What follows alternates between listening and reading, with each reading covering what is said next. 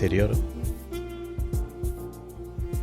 para tener un acceso a mejor educación y una experiencia de vida que te abra la cabeza es moneda corriente en los países latinoamericanos y en tantos otros países del mundo. Solemos decir que uno no es profeta en su propia tierra.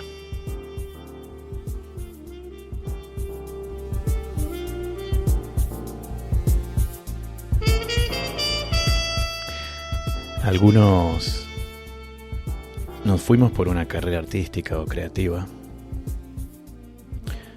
otros por la vanguardia del diseño, la cocina internacional, tantas otras carreras, y están por supuesto los tantos que se van por el MBA, las finanzas o incluso algún doctorado.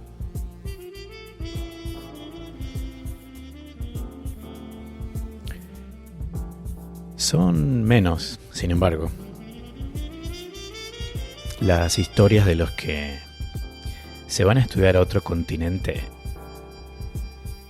para ser bartender. No los que intentan suerte en bares u hoteles, sino los que deciden formalmente estudiarlo. Especialmente si la motivación va más por conectarse con la gente que con el arte del cóctel.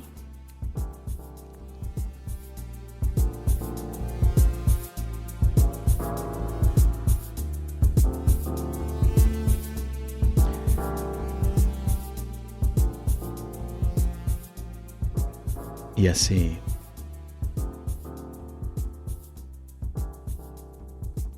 cuando uno se va de sus pagos, se empieza un camino que no se sabe bien en dónde termina ni de qué forma. Se podría decir que es un viaje de ida, pero no. Porque aunque decía que uno no es profeta en su tierra, están también los que vuelven. César cruzó el río y nada, ya fue igual. Porque volvió y conquistó a todos.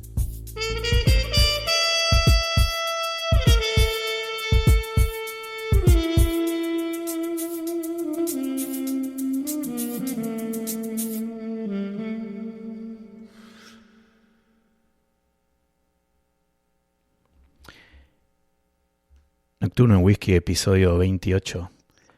Escuchábamos, como es costumbre, Nocturno Groove de Joe Foley. Y esta noche estoy junto a César Triviño, embajador regional de The Wars para Latinoamérica y Caribe. Gracias por pasar por el programa. Hola Pablo, ¿cómo están? Todo muy bien por acá. ¿Cómo estás? Qué bueno. Muy bien.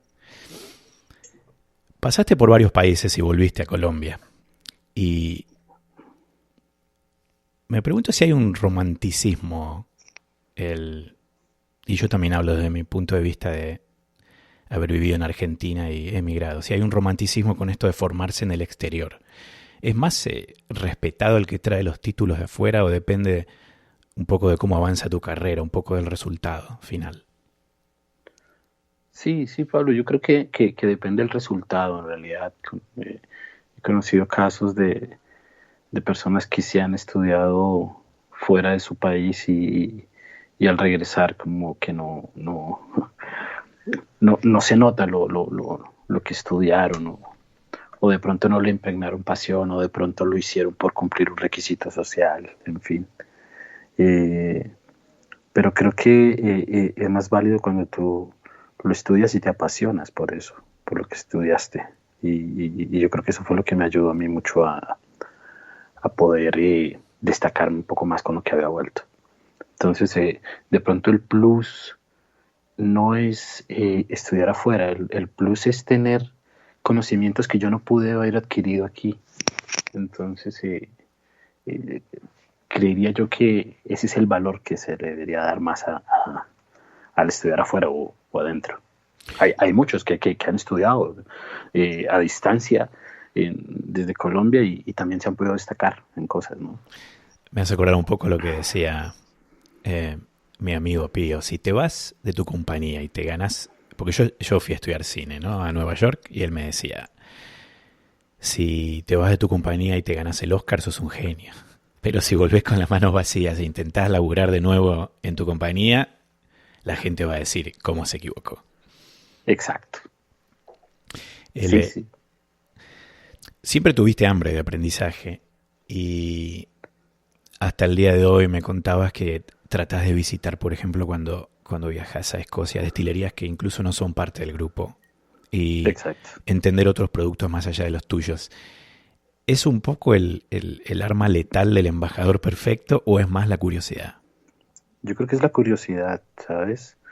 Desde mis inicios eh, siempre estuve buscando aprender más de lo que se me ofrecía. Y recuerdo que cuando comencé como bartender,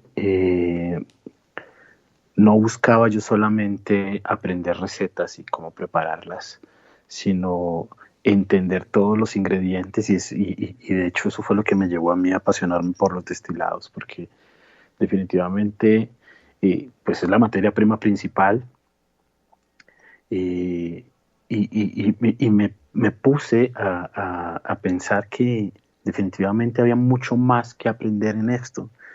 Entonces siempre he buscado y sigo buscando aprendizaje porque esto no, creo que no terminaré nunca de aprender. Totalmente, sí. A mí fue una de las cosas que también más me llamó del whisky. En el episodio de la semana pasada con Yojo del grupo Edrington, hablamos mucho del diseño.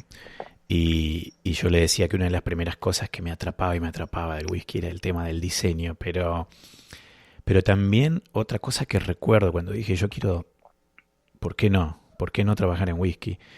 El, yo veía a los embajadores que hablaban de estos productos, más allá que hay algunos que tal vez se escucha un poco que están acostumbrados a repetir cierta fórmula o que aprenden lo que les dicen, pero había algunos que ponían una pasión y una diversión y las catas eran tan interesantes y tan fascinantes y el whisky es un producto tan complejo que, que esto de aprender y aprender y aprender y aprender se hizo también algo maravilloso. Exacto, es que definitivamente esto, eh, yo creo que en realidad a veces cuando se piensa en ser embajador de una marca, eh, hay muchas personas que lo visualizan de una manera distinta. Yo creo que a mí me gusta ser embajador de whisky más que de marca, a pesar de que trabajo con una linda marca. Yo creo que el hecho de que yo pueda hacer que otras personas quieran más al whisky, valoren más al whisky, entiendan más de whisky, ese es en realidad como el valor que para mí tiene mi profesión. Y lo que tú dices, pues hay muchos que hablan, repiten un discurso ya estructurado, eh, pero cuando uno va más allá y puede aprender más cosas y puede también amplificar esa información, sobre todo en algo como tan, eh, ¿cómo lo podríamos llamar? Como mitificado, Ujú. en el caso que pasa con el whisky. Cuando uno empieza a contar cosas o historias, creo que la gente se enamora mucho más de la categoría y de hecho no se aleja tanto de la categoría, porque a veces yo he escuchado a muchos jóvenes que dicen yo no tomo whisky, esa es la bebida de mi papá, eh, pero cuando uno empieza a contar cosas de la historia del whisky, empiezan a entender un poco más que es una bebida con la que también se puede identificar. Ujú.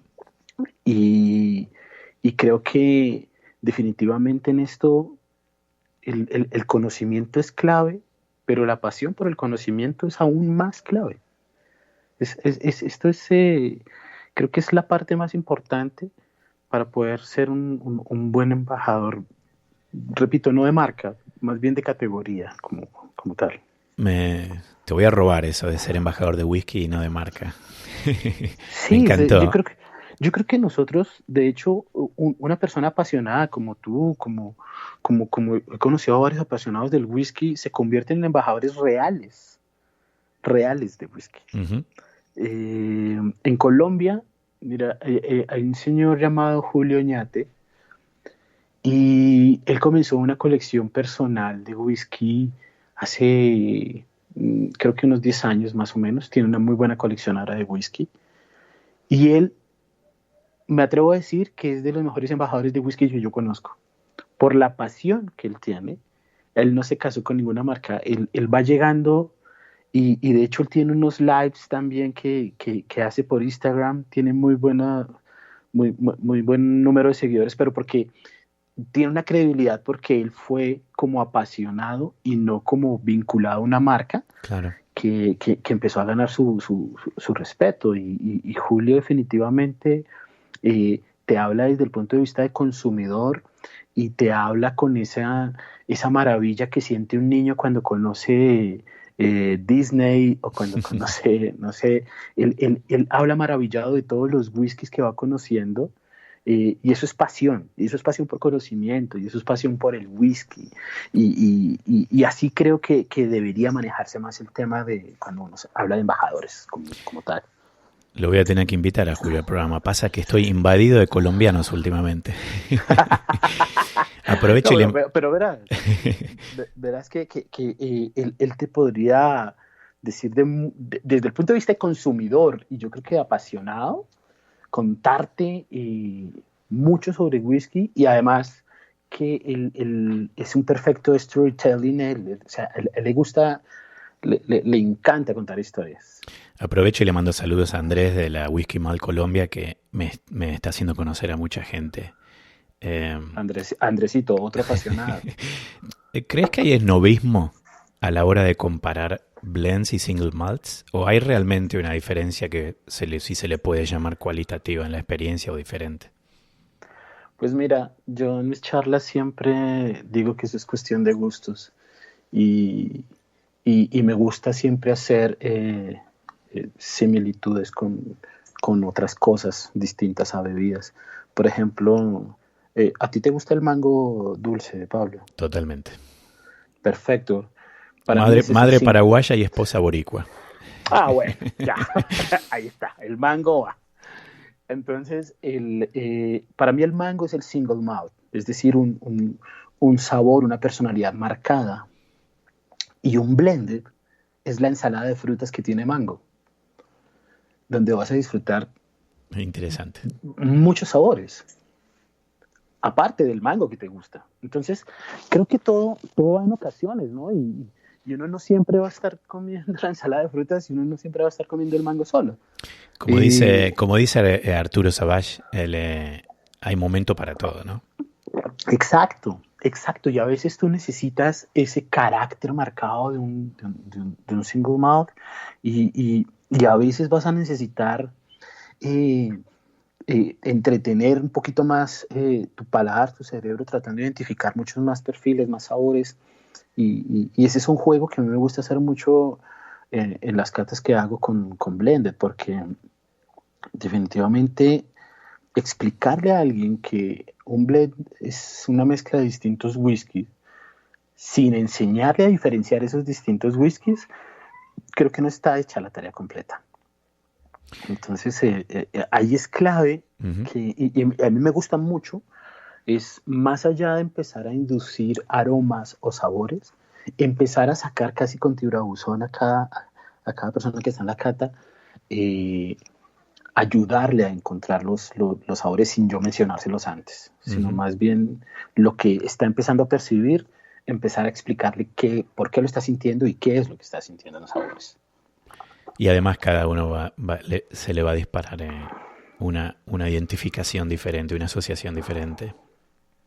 Claro, y de pronto a veces explicarle a las personas que nosotros tenemos un mapa de aromas y un mapa de sabores que convergen en ciertos puntos. Cuando, por ejemplo, hay alguien que está sintiendo un aroma de vainilla, el del lado no está sintiendo aroma de vainilla o sabor de vainilla, sino que está sintiendo caramelo, y el del lado está sintiendo coco. para muchos eso sería 3 sabores o aromas distintos, pero en realidad dentro del mapa aromático están en la misma línea. Lo que pasa es que la interpretación es distinta porque la memoria olfativa nuestra va variando según el contacto que nosotros vayamos teniendo desde que nacimos. Totalmente. Yo me acuerdo haber trabajado en catas a ciegas donde a veces poníamos como consigna a la gente: cuando prueben esto, no lo compartan con el de al lado, no le digan lo que siente para Exacto, que cada uno perfecto, dé su para no opinión al inducir. final, claro. Exacto, y eso es algo que yo explico siempre. Si yo comenzando, y me pasaba mucho con los podcasts, cuando yo comencé con todo esto, como te contaba, y cuando yo comencé con los podcasts, yo siempre les decía, si yo empiezo a decir que esto huele a papaya de Dinamarca, varios van a encontrar dulzura de papaya, a Claro. pesar de que no sepan a qué huele la papaya de Dinamarca. Ujú. Pero lo van a asociar. Entonces van a empezar a buscar, a supuestamente encontrar dulzura, cuando en realidad el producto no lo tiene. Hoy tuve una muy buena conversación con Matt Conner, que es el embajador de maltas de Bacardí en De Boston. Malta, sí, exacto. Y está la oportunidad de los blends creativos ahora. Algo interesante que está pasando en la industria para desplazar un poco de nuevo no sé si de nuevo es la mejor palabra, pero para desplazar un poco al single malt como este whisky aspiracional y premium. Creo que Compass Box, por ejemplo, revolucionó un poco el mercado. Después Sí, los single malts empezaron a lanzar muchos NAS sin añada y los blends se están subiendo al tren con productos nuevos. sí, sí, creo que ya llevamos en el mundo de los blends ya casi 25 años donde han empezado a existir innovaciones. Algunas han sido salidas en falso, donde pues obviamente no han tenido éxito, pero hay otros donde definitivamente han marcado ya como una diferenciación, ¿no? Duwars, por ejemplo, ha buscado mucho eso en los últimos años. Eh, Chivas lo está haciendo también. Eh, Valentine's también. Uh-huh. Creo que es algo que ya está pasando y pues bueno, para no ir más lejos, en el caso de Single Malt, si vemos el estilo que ha querido imponer Macallan, jugando con distintas maderas para tener una gran variedad de productos dentro de su portafolio. Yo creo que todo eso ya ha ido cambiando a como cuando comenzó todo esto del whisky, donde definitivamente la madera no era algo primordial, donde el blended pues no era tampoco apreciado. Pues tú recordarás que históricamente en el mundo del whisky pues todo comienza con single malt Uh-huh. y de hecho por el carácter del single malt fue que se dio la oportunidad más bien para que empezaran a existir los blended, para tener un producto un poco más ligero, más amable. Pero ahora ya podemos decir que los single malt sí tienen con la aparición de la tecnología dentro del tema de la destilación de whisky, pues que ya por lo menos los whiskies single malt o blend ya pueden tener unas personalidades distintas. Sí, sí. Y esto creo que definitivamente es algo que muchas marcas ya están haciendo, ¿no? Sí, se está equiparando bastante. ¿Vamos a tomar? Vamos a tomar, a ver. ¿Qué vas a tomar? Yo voy a servir aquí un Royal Bracla Single Malt, 12 años. ¿Y qué representa el Bracla dentro de tu portfolio? Royal Bracla es una de las maltas más tradicionales en Escocia. De hecho, son muy pocas las marcas que dentro de su nombre pueden incluir, estoy hablando en el caso de los single malt, pueden incluir la palabra Royal. Y, y de hecho Royal Bracla es una de estas, donde pues es la base, o es parte más bien, de casi todas las mezclas de Dewar's. Uh-huh. Y de hecho, Dewar's 25 años es finalizado en barricas ex Royal Bracla. Y es una marca que, pues bueno, la destilería está establecida desde 1812 y fue fundada por uno de los personajes que fundó o asesoró varias destilerías en Escocia, sobre todo en Highland y Speyside, que fue el capitán William Fraser. El Dewar's 25 es uno de mis Dewar's favoritos, tal vez hasta hoy, porque como decía antes, yo hice mi trabajo. Quiero agradecer a Holly en New York y después a Matt acá en Boston. Un abrazo a los primos. Sí, que hace unas horas me consiguió un par de cosas interesantes. Y hoy tengo el privilegio de probar junto a vos el Dewar's Double Double 21 años. ¡Wow! Así que hay gente que inevitablemente hizo el cálculo. Yo leyendo un poco los comentarios. El cálculo de cuánto saldría la botella entera, ya que esto fue lanzado en 375 milímetros mililitros. Y creo que se equivocan, porque a mí particularmente me encantaría que salgan muchas más en este tamaño. Se hace más accesible el whisky más añejo, es como menos cantidad, más calidad. Sí, finalmente no es un producto que tú te tomes...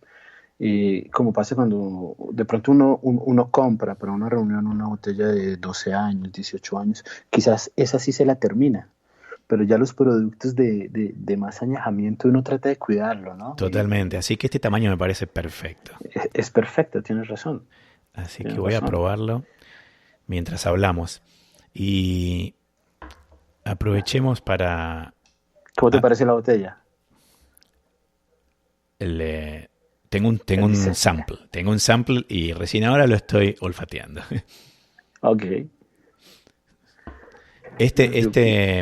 Le cuento a la gente y ahora vamos a hablar un poquito más de esta serie. Pero son 3 botellas que lanzó Dewar's en 21, 27 y 32 años. Acabadas en Jerez. Este es oloroso, el que le sigue creo que es Palo Cortado y el último es Pedro Jiménez. Exacto. Y hablábamos en otra ocasión de Stephanie McLeod, Master Blender de Dewar's, que ha sido nombrada la Blender del año por los últimos 2 años, logrando 2 registros históricos. Primera Master Blender del año que es mujer y primera en lograrlo 2 años seguidos, ¿no? Y me comentabas que parte de este logro se debe un poco a este impulso del Double Double y me gustaría que cuentes un poco más el proyecto. Sí, digamos que liderado por Stephanie se retomó o se empezó a hacer fuerza en algo que caracterizó o diferenció a Dewar's de otros blended Scotch. Y esto es más que nada, también hay que decirlo, si hay cosas que de pronto uno por marketing debería repetir, yo creo que esto es más por ese dato histórico que debemos mencionar y es que Dewar's también fue el primero que tuvo el proceso de doble añejamiento y aquí va una anécdota de cómo es que nace ese doble añejamiento, porque mucha gente pensaría que esto fue un ejercicio, una práctica, una investigación y pues no, en realidad no. Esto fue un lindo accidente porque digamos que no sé si mucha gente sabe cómo funciona el negocio del licor y esto desaparece desde hace mucho tiempo. Digamos que nosotros vamos a comprar 2 containers llenos de whisky, lo compramos con Pablo, entonces compramos esos 2 containers y llegan a un puerto libre a Estados Unidos. Hasta ese momento no tenemos que pagar impuestos. Pero lo que sí tengo que decirle al gobierno de Estados Unidos es, mira, traje 2 containers que tienen 2,000 cajas de whisky y pues mientras hago los registros para el ingreso y la distribución, que pueden pasar 6 meses, pues tú me guardas el producto. Y yo empiezo a pagar impuestos es después de que ya empecé a vender. Y esto se hace desde hace mucho. Ujú. Eso se llama almacenamiento bajo fianza. En el caso de Dewar's, resulta que el negocio estaba creciendo, estaba yendo bien, y pues la familia Dewar se emocionó haciendo, se entusiasmó muchísimo haciendo mucha mezcla, mucho blend. Estamos hablando de 1881. Pero cuando ya lo tenía listo en sus barriles, ya mezclado, solamente faltaba embotellar, se dio cuenta que no tenía ni la fuerza comercial para vender toda esa cantidad de whisky, ni los clientes. Entonces, digamos que fueron demasiado optimistas, mezclaron mucho whisky y lo que hicieron fue volverlo a guardar, lo pusieron otra vez bajo fianza. Y esto duró bajo fianza casi 7 meses. Y cuando ya tenían todo listo, su estructura comercial lista para poder vender todo ese producto, pues lo primero que hicieron fue hacerle una prueba de calidad al producto, pues que no se haya deteriorado, pero cuando lo probaron se dieron cuenta que tenía un perfil de sabor distinto. Y esto, pues se dieron cuenta que eso había pasado por haberlo mezclado y haberlo puesto otra vez en barricas. Claro. Entonces, desde ahí determinaron que si ellos querían sacar un producto de una calidad distinta para destacarse, pues definitivamente todo el whisky de ahí en adelante que se produjera tenía que tener ese paso extra. Entonces, tengo un dibujo que creo que es posiblemente sea parte del packaging de estos Double Double, que mañana lo voy a poner en las redes sociales porque muestra el diagrama, que es interesante, ¿no? Que primero porque vienen... no es tan fácil de entender, uno va a decir Double Double, no... Claro. A veces es difícil entender el doble añejamiento. Que básicamente es, primero están los whiskies de grano añejándose, sí. Después están los whiskies de malta añejándose y generalmente se suelen casar y van a la botella. Y se embotella, exacto. Y en este caso, Dewar's ha casado todos los de grano, ha hecho un blend de grano y lo ha vuelto a añejar, ha hecho un blend de malta y lo ha vuelto a añejar, y después hace un casamiento, si se podría decir, nuevo, sí. de los blend de grano y los blend de malta. Y exacto. En este caso de los Double Double, el último paso, que es el cuarto paso, y por eso Double Double es el acabado en Jerez. Exacto, tal cual. Así es. Aprobé la materia, maestro. Pero total, muy buena investigación. Exacto, es algo que no es común en los whiskies. Total, y eso es algo que ha hecho Stephanie McLeod. Uh-huh. Y de hecho Stephanie y su equipo empezaron a ver que no solamente se podía hacer la terminación en barricas de Jerez, que es lo común en los distintos tipos de barricas de Jerez, sino que algo que ya se había hecho también en la historia del whisky escocés era hacer finalización terminados en barricas de otros destilados. El más común era ron, y de hecho pues Dewar's también, atendiendo a esa tradición, más bien nueva tradición de lo que podemos llamar la nueva era del whisky, uh-huh. Pues comenzamos una serie de productos acabados en barricas de otros destilados, y comenzamos con Caribbean Smooth, que es finalizado en barricas de ron. Que además ese tiene un precio increíble. Cuando yo trabajaba en Gordon se vendía muy bien. Y sí, es muy bueno. Vamos un poco a hablar de los single malts del grupo. Uh-huh. Y creo que tienen características muy particulares, especialmente para mí el Oldmore y el Craigellachie, que pasaron por varias manos, fueron adquiridos, en algunos casos readquiridos por Dewar's a fines de los 90. Y son estas destilerías parte también del blend. ¿Ha cambiado un poco la fórmula luego de esta adquisición? ¿Qué rol juegan en el grupo? Digamos que se integraron muy bien los perfiles que tienen estas maltas, pues se pegaron muy bien a los perfiles de sabor que hemos tenido con las recetas, sobre todo de 12 y de 18 años. Como sabrás, pues antes los whiskies, las recetas tenían una denominación un nombre específico y no era tanto por añada, sino más por nombre. Ujú. En el caso de la receta del Bad Victoria, que era de la receta con la que ahora hacemos en Doers 12 años, cambió el nombre a The Ancestor. Y esto fue porque ya empezamos a integrar estas nuevas maltas. Bueno, digo, maltas que han salido, que han vuelto, pero maltas que definitivamente llegaron para quedarse y que iban a ser parte de la identidad de sabor y de aroma de Doers. Entonces, básicamente lo que han estado haciendo es como reforzando el mensaje de estas nuevas recetas que tenemos planteadas desde los años 60, 70, donde definitivamente son 5 maltas las que van a predominar, obviamente teniendo una malta eje como es Aberfeldy, Uh-huh. pero cada una va a ser la sal y la pimienta, la especia que nos va a ayudar a tener la receta final como la queremos.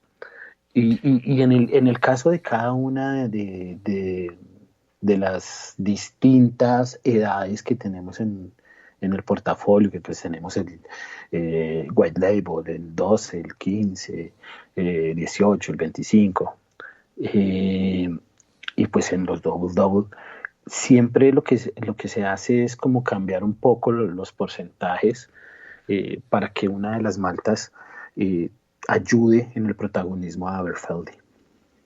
Claro, no debe ser fácil hacer blend con maltas como Oldmore y Craigall, aquí te digo.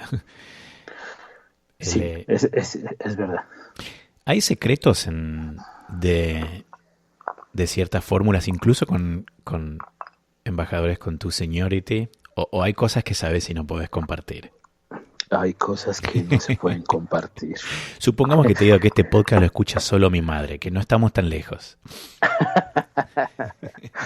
No lo creería.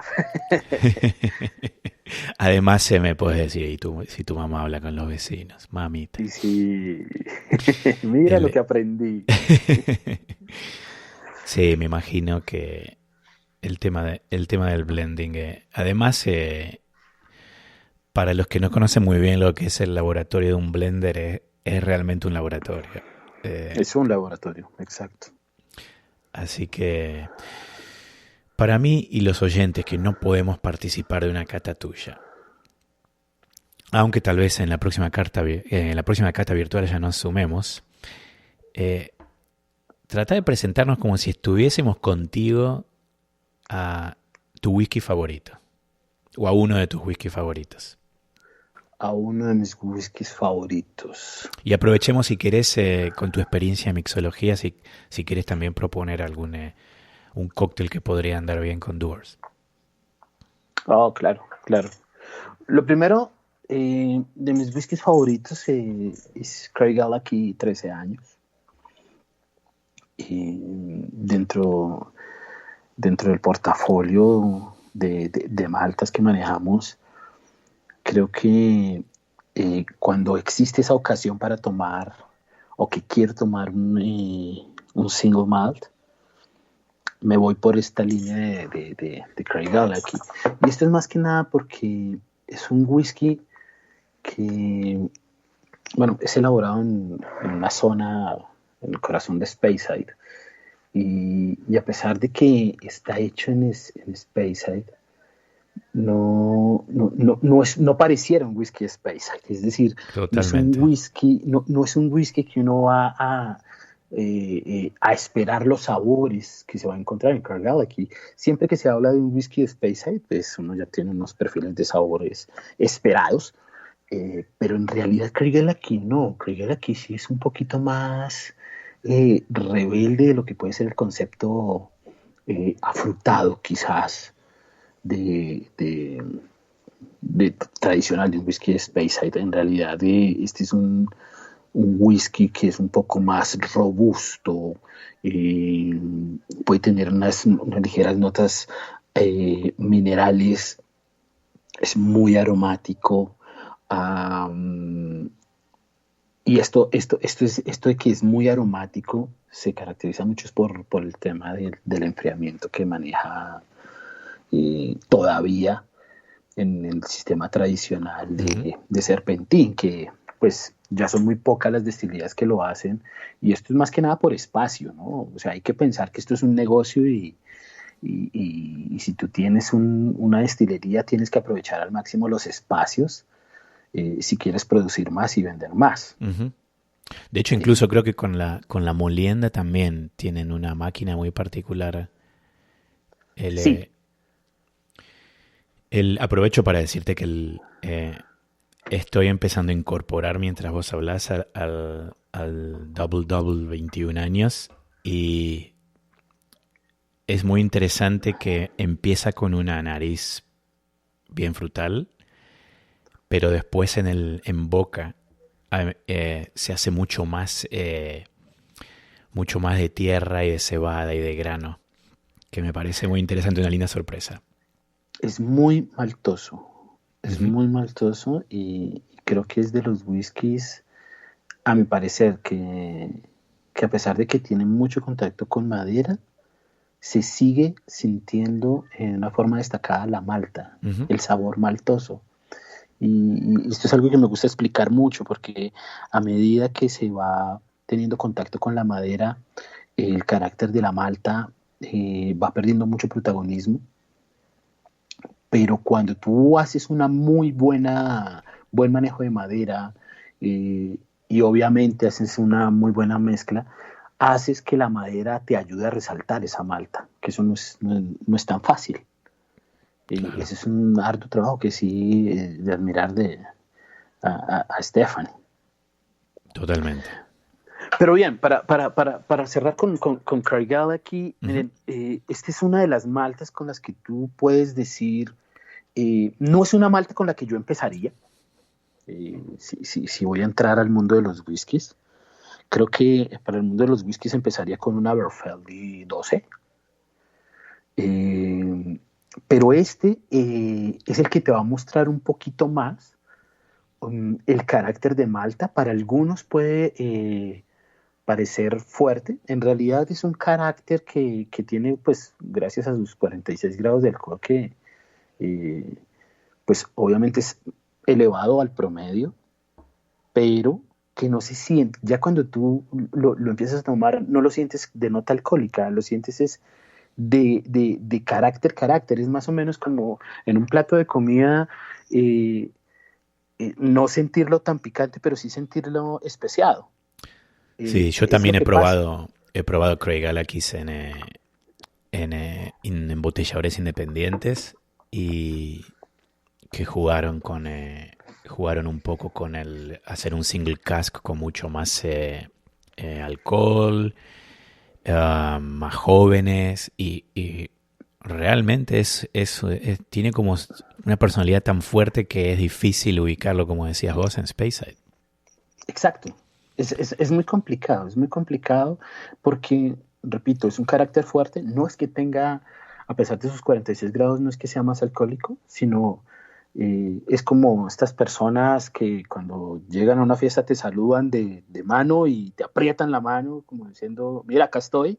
Para mí ese es Craigellachie. Totalmente. ¿Quién es esta persona? Lo voy a observar el resto de la fiesta.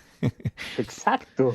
Ya con esa personalidad marcada. No es el pesado, el personaje pesado, bromista pesado. No. Es un personaje que llega con personalidad y con el reloj en la mano derecha. Porque fíjate que incluso Craigellachie se juega con la añada impar. Uh-huh. Hasta en eso. Hasta en eso.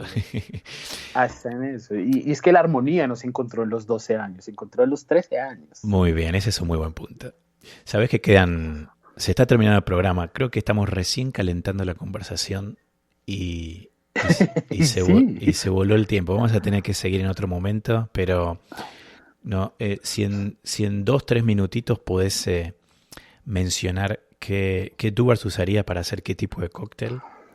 Miren, ¿Y qué whisky no usarías para un cóctel? No, yo usaría cualquier whisky para cóctel, pero para serte sincero es por lo siguiente, mucha gente, y es parte de lo de los mitos que yo te decía, que los whiskies no se mezclan. Miren, desde sus inicios el whisky se ha mezclado con frutas y justamente ha sido para armonizar sabores. Los primeros single malt, y estoy hablando ya de 1600, casi 1700, habían whiskies single malt que se maceraban con frutas para hacerlos un poco más amables. Eso no es nuevo, en realidad. Pero lo que sí invito es, si tú tienes un whisky de personalidad ahumada, debes entender qué ingredientes vas a mezclar para que no se te pierda esa personalidad ahumada. Porque obviamente lo que te va a gustar de tu whisky. Básicamente, con esto voy a que no todos los whiskies son para todos los cócteles. Un Rob Roy no se puede hacer con cualquier whisky. Hay que entender la naturaleza de un Rob Roy que va a tener vermouth, que va a tener angostura. Entonces ahí voy a tener mucha nota bitter. Y si voy a tener mucha nota bitter, sí o sí voy a necesitar un whisky con notas un poquito más avainilladas. Ahí voy con un Dewar's 12 años, por ejemplo. Pero si yo tengo una nota floral en mi whisky y ligera nota dulce, ese me funciona perfecto para un buen highball. Donde simplemente va a tener que mezclar hielo y una bebida carbonatada, puede ser soda, o incluso una ginger ale. Y ahí por lo menos funciona muy bien un Dewar's 15. Y ya para mostrar un poquito más ese perfil de notas de naranja, y un poquito más nota de madera, y fruto seco y algo de chocolate, que puede tener un Dewar's 18, con ese me preparo feliz un old fashion. Pero repito, no es que voy a hacer un old fashion con un Dewar's 12, porque en realidad los perfiles de sabor no me van a dejar disfrutar el cóctel ni el whisky integrado, que es lo que busco. Y yo sé que muchos puristas a veces como que me miran como diciendo, ¿cómo puede ser este tipo que el whisky, que todos los whiskies se pueden mezclar en cócteles? Pues no, pero es algo que yo aprendí en Escocia. Estoy de acuerdo, y creo que otros que pasaron por bartender y otros buenos mixólogos van a estar de acuerdo con vos también. César, se nos fue el programa y te agradezco mucho que hayas pasado por aquí. Gracias por la invitación. Y como lo digo a todos, la próxima ojalá que sea personalmente. Y así esperamos que sí. Hasta la próxima. Hasta la próxima, chao.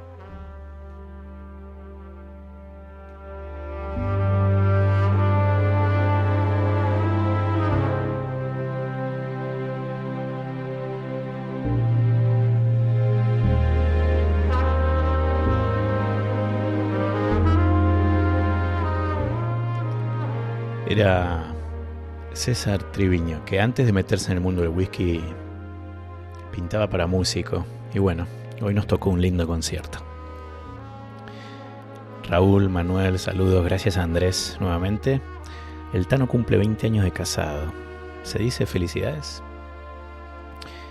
El jueves próximo no hay programa. Es el Día de Acción de Gracias en los Estados Unidos. Así que una buena oportunidad para quedarse con la familia esta tarde. Los espero el primer jueves de diciembre a la hora de siempre. Y el 4 de diciembre, nuevo episodio en YouTube en vivo de Whisky en tu Casa con los sospechosos de siempre y Josh Hatton.